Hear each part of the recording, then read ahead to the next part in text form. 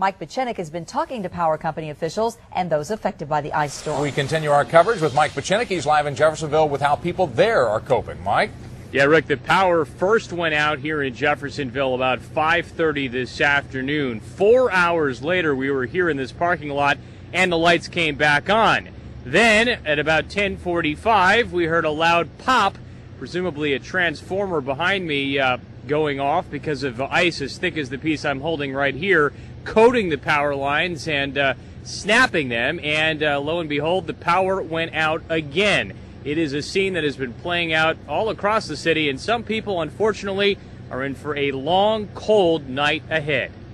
We just finished dinner, and the power just went out, and we heard the, what's the big box called?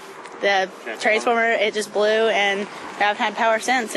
A power outage powered by freezing rains that coated power lines in this Jeffersonville, Indiana neighborhood. I'm not too happy about it because it's pretty cold and can't go anywhere. So tonight, Audrey Ryan and her family hunkered down at home as Duke Energy crews hit the streets trying to outpace Mother Nature. We've got crews coming in from out of town currently, and it's going to be here at 7 o'clock, and we'll stay overnight.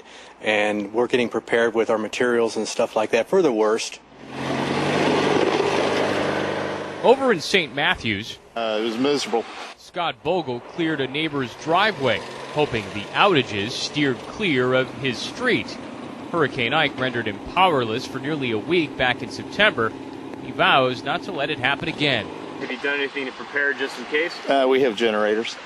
Ice is the worst thing we have to deal with. It's worse than a tornado. Because Eon U.S. spokesman Chip Keeling says it's so widespread and can take out power to so many people at once, creating a dangerous situation for everyone. The safety is the number one top of interest right now for our crews. And when you're having to work in ice, and if we get any wind, that even makes it more difficult. And then the freezing temperatures, and for the fact that it is extremely hazardous for them.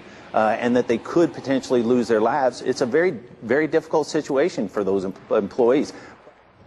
Back out here live in Jeffersonville along 10th Street, where parts of this street have no power, parts of the street do have power. And as Chip Keeling said, it can be very hazardous to the employees out trying to fix the problem. It can also be hazardous to us because, of course, if those power lines are down, live wires can be very dangerous, and the power companies are urging you, if you have a line down in your neighborhood, don't approach it.